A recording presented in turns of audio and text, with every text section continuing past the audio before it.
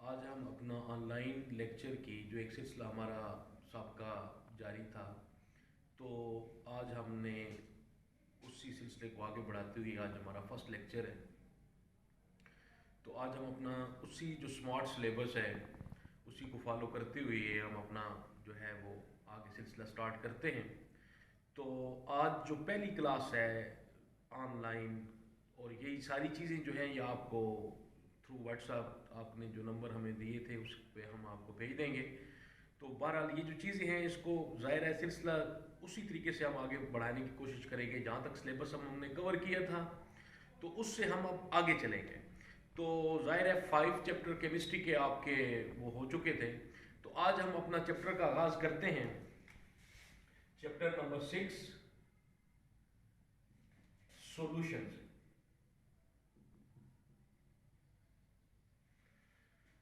Chapter का नाम है सॉल्यूशन, चैप्टर नंबर 6। इसकी कुछ जो आउटलाइंस है मैं ये सामने लिखने लगा हूँ, तो यकीनन फिर उनको एक एक करके हम डिस्कस करेंगे।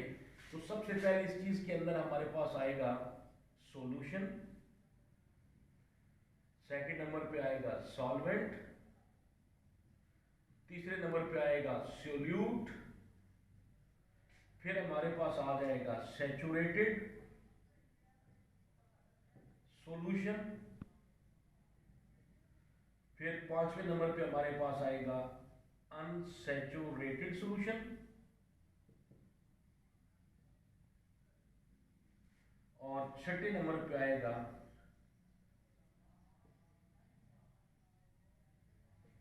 Aqueous solution. इस वीडियो के अंदर ये हम 5 से 6 चीजें डिस्कस करेंगे जो आज के लेक्चर का ये पार्ट 1 होगा। तो बारी बारी हम इसको डिस्कस करने की कोशिश करते हैं। तो सबसे पहली बात ये आपने जेहन में रखनी है हमारे पास कि हम बात कर रहे हैं सॉल्यूशन की।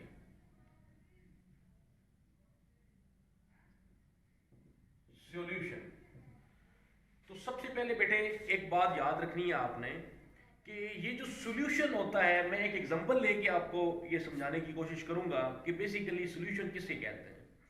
तो सबसे पहले आप ये देख लें, एक एग्जांपल छोटी सी मैं ले रहा हूं। ये मेरे पास एक ग्लास है पानी का, इसके अंदर मैंने दो चीजें डाली हैं, पानी और नमक।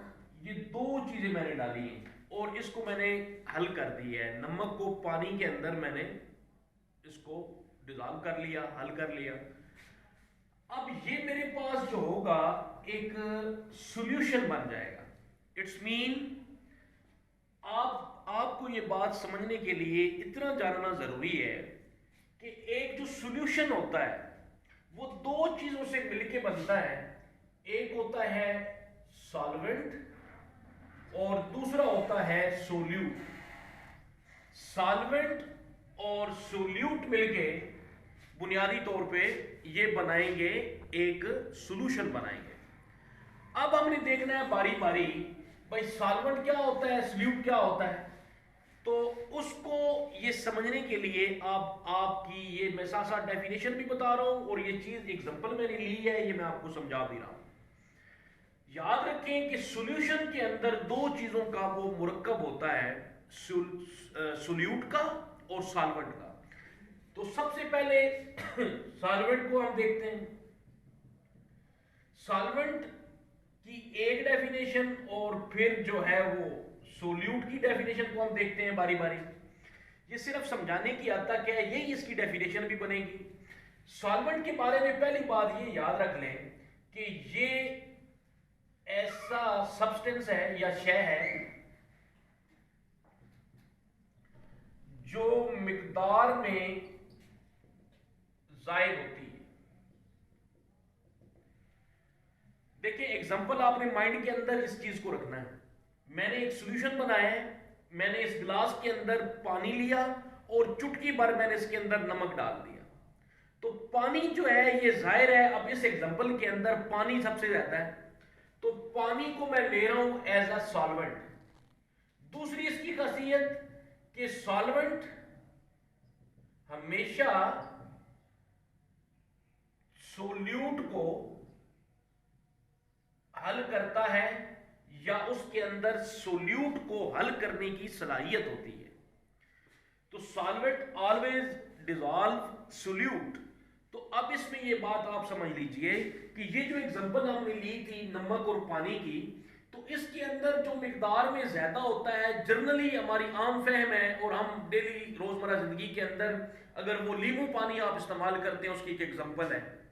तो जब आप महलूल बनाते हैं, एक सॉल्वेंट बनाते हैं, सॉल्यूशन बनाते हैं सॉरी, तो उसके अंदर आप पानी जाहिर है ज्यादा मिकदार में होता है और उसके अंदर आप वो चीनी भी यूज कर सकते हैं, नमक भी कर सकते हैं। तो भाई जो पानी का किरदार होगा वो एज अ सॉल्वेंट होगा। अब इसकी दो खासियत आपने यहां पे पढ़ी है, एक तो ये मिकदार में ज्यादा होगा और दूसरी इसकी खासियत क्या है कि ये सोल्यूट को यानी कि नमक को इसके अंदर हल करता है, हल करने की सलाहियत रखता है। इसके मुकाबले में जब हम सोल्यूट की बात करते हैं तो यही दोनों अपोजिट चीजें हैं। इसको हम इस सेंस में लेंगे कि सोल्यूट हमेशा मिकदार में कम होता है और ये हल करने की नहीं, हल होने की इसके अंदर सलाहियत है। दो चीजें हैं भाई सॉल्वेंट और सोल्यूट के बारे में। एग्जांपल अगेन आपके पास कौन सी है, एक पानी और नमक की। एक गिलास के अंदर पानी है, चुटकी भर नमक ले लिया, अब इसको हमने उसके अंदर हल कर दिया, तो ये क्या बना, ये हमारे पास सॉल्यूशन बना। तो it's mean solution is a combination of solvent and solute. तो सॉल्वेंट क्या है, सॉल्वेंट ऐसी शय है जो मिकदार में ज्यादा है और उसके अलावा इसकी दूसरी प्रॉपर्टी क्या है कि सॉल्वेंट ऑलवेज डिसॉल्व सोल्यूट। तो दोनों चीजों को हमने देखना है बारी बारी। जबकि सॉल्वेंट क्या है, ये एक ऐसी चीज है जो ऐसा सब्सटेंस है जो किसी भी सॉल्यूशन के अंदर मिकदार में कम होगा और हल होने की सलाहियत रखता है। यहां तक जो इस पोर्शन का हमारा जो पहला टॉपिक है, जिसकी जो तीन चीजें हैं इसकी, ये हमने डिस्कस की हैं। अब हम बारी बारी इन दो चीजों को, इसको तीन हिस्सों में तकसीम करेंगे। अब हम बारी बारी इसको डिस्कस करने की कोशिश करते हैं। होप कि ये जो तीन पॉइंट है पहले आप इसको समझ चुके होंगे। अच्छा स्टूडेंट्स, नेक्स्ट हमारे पास है जो इसी का जो फोर्थ पार्ट है हमारे पास, वो है सैचुरेटेड सॉल्यूशन।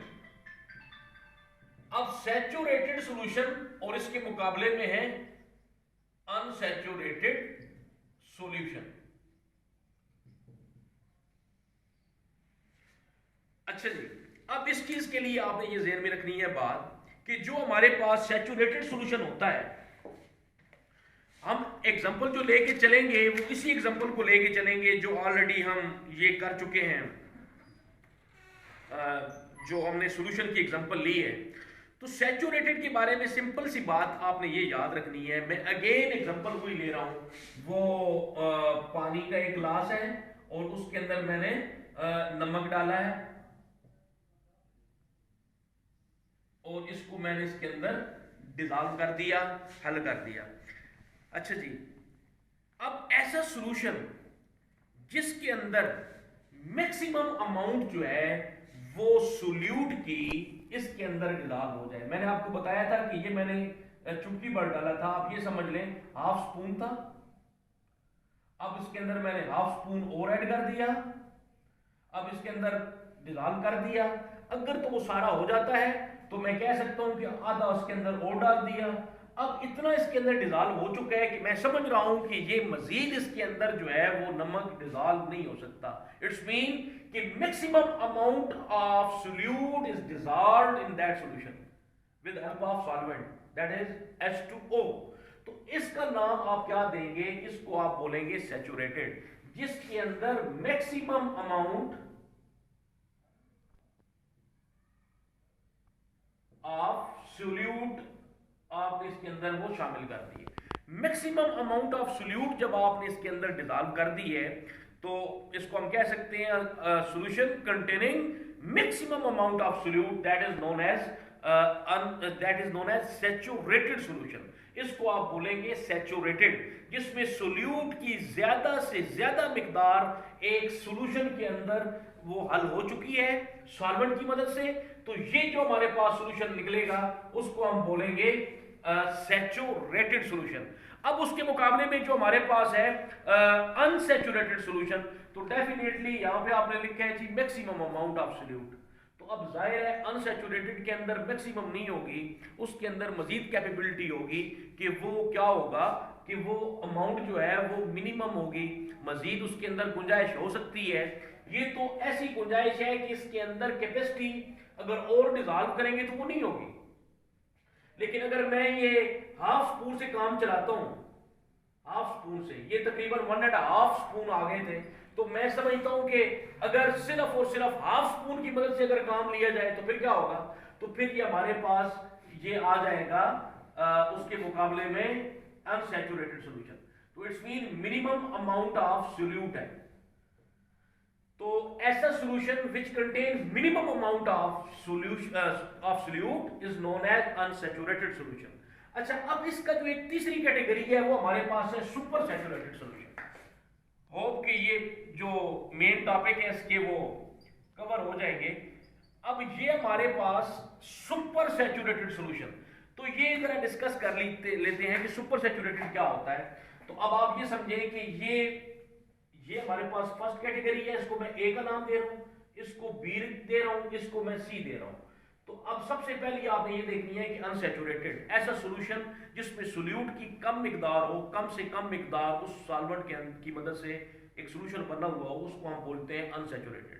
लेकिन अगर उसी सोल्यूट की मैक्सिमम अमाउंट होगी, वो डिजॉल्व कर देते हैं आप, वो हमारे पास सॉल्यूशन होगा सैचुरेटेड। अच्छा, अब ये ए आ गया, ये बी, यानी कि ये लोअर है, ये उससे अपर है, अब उससे अपर है, उससे अपर इट्स मीन कि मैक्सिमम अमाउंट तो साल डिजॉल्व हो चुकी है एट गिवन टेम्परेचर के ऊपर। लेकिन सुपर सैचुरेटेड किसे कहते हैं? अब वो दोनों कैटेगरीज जो है ये आम टेम्परेचर के ऊपर है। अगर मैं टेम्परेचर इनहांस कर देता हूं, इंक्रीज कर देता हूं, तो बेटे ये था हमारे पास 1.5 स्पून, ये हमारे पास था हाफ स्पून। अब मैं अब इस 1.5 स्पून ऑफ सोल्यूट यानी कि NaCl नमक, इसके अंदर मैं 1 स्पून और ऐड कर देता हूं और टेम्परेचर में इंक्रीज कर देता हूं, तो ये जो कैपेसिटी इसकी है 1 स्पून मजीद नमक इस पानी के अंदर हल होने की, इस सलाहियत में मजीद इजाफा हो जाएगा। लेकिन वो तब होगा, उसके लिए एक कंडीशन है कि आपको टेम्परेचर भी इंक्रीज करना पड़ेगा।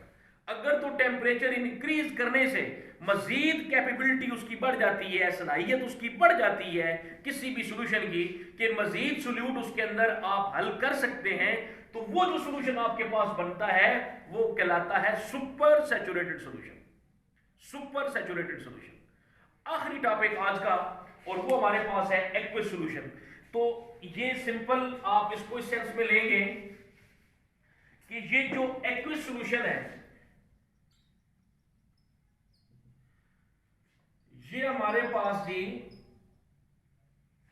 ऐसा सॉल्यूशन, पहली बात तो ये सिंपल याद रखें कि इसको मैं आम फहम के अंदर एक आम आदमी के तौर पे समझाने की कोशिश कर रहा हूं कि लेमैन की लैंग्वेज में आप ये समझ लीजिए कि एक्वस का मतलब होता है आम या आबी, मीन ऐसा सॉल्यूशन जिसमें पानी मिला हो।